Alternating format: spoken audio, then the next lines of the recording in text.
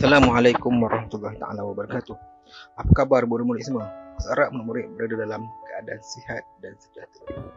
Dalam video pembelajaran kita pada kali ini, Ustaz akan mengajar pendidikan Islam tahun 3, bidang ibadah di bawah tajuk Sunat Ab'ad dan Sunat Hay'at. Murid-murid boleh rujuk pada buku teks surat 92 hingga 95. Baiklah murid-murid, sekarang mari sama-sama kita perhati dan baca teks yang ditunjukkan. Kenapakah kamu tidak solat subuh pagi tadi, Luqman?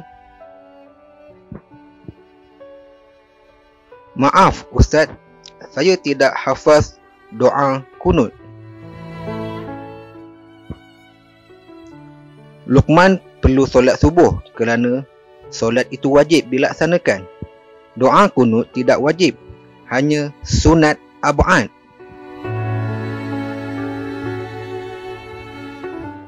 Inilah perbezaan antara sunat ab'ad dengan sunat hay'at. Baiklah, sekarang mari kita fahami sunat ab'ad dan sunat hay'at. Sunat ab'ad, amalan sunat yang amat dituntut jika ditinggalkan diganti dengan sujud sahwi. Contoh, membaca doa kunut. Yang kedua, sunat hay'at. Sunat hay'at ialah amalan sunat yang dituntut jika ditinggalkan, tidak perlu diganti dengan sujud sahwi. Contohnya, membaca doa iftitah. Baiklah, sekarang Ustaz akan terangkan yang pertama dahulu, iaitu sunat ab'ad. Sunat ab'ad ialah yang pertama, duduk dan membaca tahiyat awal, membaca selawat ke atas Nabi Muhammad SAW dalam tahiyat awal, membaca selawat ke atas keluarga Nabi Muhammad SAW dalam tahiyat akhir, membaca doa kunut pada solat subuh, berdiri semasa membaca doa kunut, dan yang terakhir, berselawat ke atas keluarga Nabi Muhammad SAW semasa kunut. Seterusnya, sunat hay'at, perbuatan. Yang pertama, mengangkat kedua-dua tangan ketika takbiratul ihram, rukuk, iktidal dan bangun selepas tahiyat awal. Yang kedua, meletakkan tangan kanan di atas bahagian tangan kiri ketika berdiri. Yang ketiga, melihat ke tempat sujud. Yang keempat, duduk iftirash dan duduk tawarruk. Yang kelima, meletakkan kedua-dua tangan di atas peha ketika duduk tahiyat awal dan akhir. Dan yang keenam, memalingkan muka ke kanan dan ke kiri ketika memberi salam. Seterusnya, sunat hay'at, bacaan. Yang pertama, melafazkan takbiratul intiqalat, iaitu yang mengiringi setiap perpindahan perbuatan dalam solat. Yang kedua, membaca isti'azah sebelum membaca Al-Fatihah dan menyebut amin selepas Al-Fatihah. Yang ketiga, membaca doa iftitah. Yang keempat, membaca surah selepas membaca Al-Fatihah pada rakaat pertama dan kedua.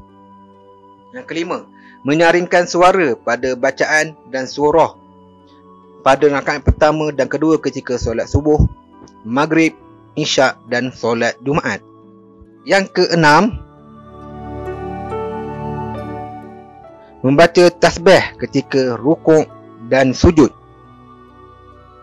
Yang ketujuh, membaca Sami'allahu liman hamidah dan Rabbana lakal hamdu ketika bangun daripada rukuk.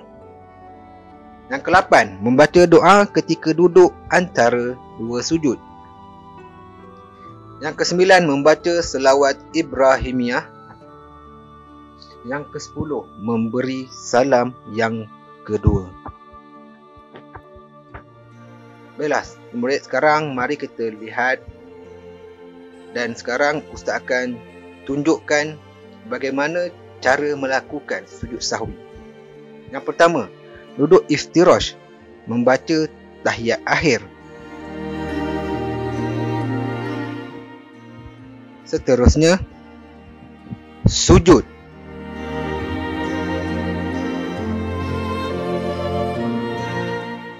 Seterusnya, duduk antara dua sujud. Yang keempat, sujud yang kedua. Yang kelima, duduk tawaruk. Murid-murid boleh lihat pada gambar. Dan yang keenam, memberi salam. Ini adalah perbuatan ketika melakukan sujud sahwi. Dan sekarang saya tunjukkan ialah bacaan ketika melakukan sujud sahwi. Bismillahirrahmanirrahim. Subhana man la yanamu wa la yashu. Maksudnya, Maha suci Allah yang tidak tidur dan tidak lupa.